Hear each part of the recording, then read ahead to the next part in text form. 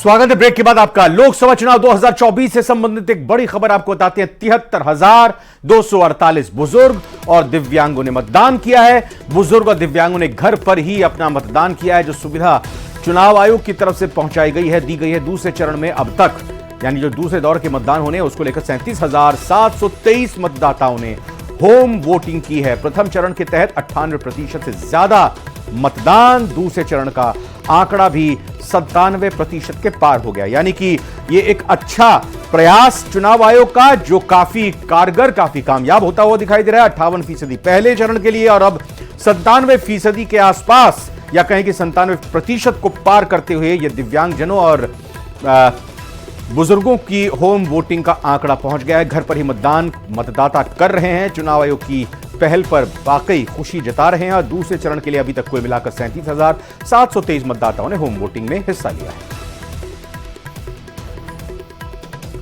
राजस्थान के निजी स्कूलों में शिक्षा के अधिकार अधिनियम के तहत प्रवेश प्रक्रिया लगातार जारी है, लेकिन इस बार नई शिक्षा नीति के तहत नियमों में किए गए बदलाव से अभिभावकों की परेशानियां बढ़ गई हैं। आइए इस रिपोर्ट में देखते हैं।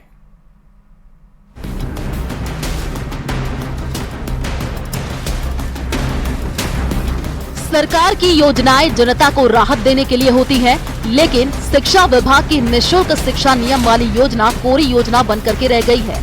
दरअसल राजस्थान में निजी स्कूलों में शिक्षा के अधिकार अधिनियम के तहत निःशुल्क प्रवेश प्रक्रिया लगातार जारी है, लेकिन नियमों में किए गए परिवर्तन से लाखों अभिभावक अपने बच्चों का प्रवेश इस योजना के तहत नहीं करवा पा रहे हैं। वो नियम उम्र से जुड़ा हुआ है। जी हाँ, छात्रों की उम्र से जुड़े नियम में परिवर्तन करने से ये कानून केवल कागजी बन करके रह गया है। नए नियमों के तहत निजी स्कूल में प्रवेश के लिए छात्र की उम्र गणना की तारीख में बदलाव किया गया है।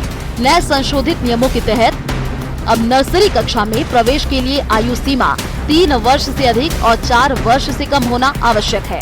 वहीं कक्षा फर्स्ट में प्रवेश के लिए 6 वर्ष आयु या उससे अधिक 7 वर्ष से कम होनी चाहिए। निजी स्कूल में प्रवेश के लिए छात्र छात्राओं का न्यूनतम और अधिकतम आयु इस वर्ष 31 जुलाई 2024 तक ही पूरी होनी चाहिए। इस नियम में अभिभावकों को खासी दिक्कतों का सामना करना पड़ रहा है।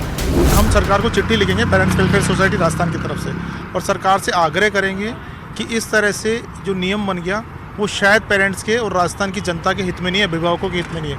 तो हम सरकार से मांग करेंगे और सरकार से आग्रह करेंगे कि इस नियम में संशोधन करें और जो पहले सब कुछ सुचारू रूप से चल रहा था उनका अध्ययन करते हुए नियमों में इस तरह की शिथिलता लाए कि राजस्थान के अभिभावकों को परेशानी का सामना न हो।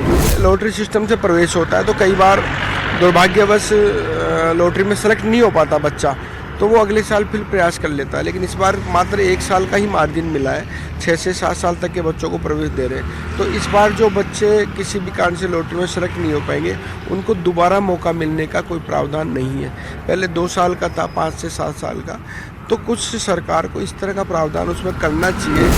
शिक्षा विभाग के अनुसार अब तक करीब 1.5 लाख फॉर्म ही जमा हुए हैं, जबकि राजस्थान के करीब 40,000 निजी स्कूलों में करीब 4 लाख सीटों पर एडमिशन होने हैं। लेकिन नियम में हुए परिवर्तन से लाखों अभिभावक इस बार आवेदन नहीं कर पा रहे हैं। वहीं इस पूरे मसले पर शिक्षा विभाग का तर्क है कि नियम नई शिक्षा नीति के तहत बनाए गए हैं। बहरहाल नियम जनता की आसानी के लिए बनाया जाता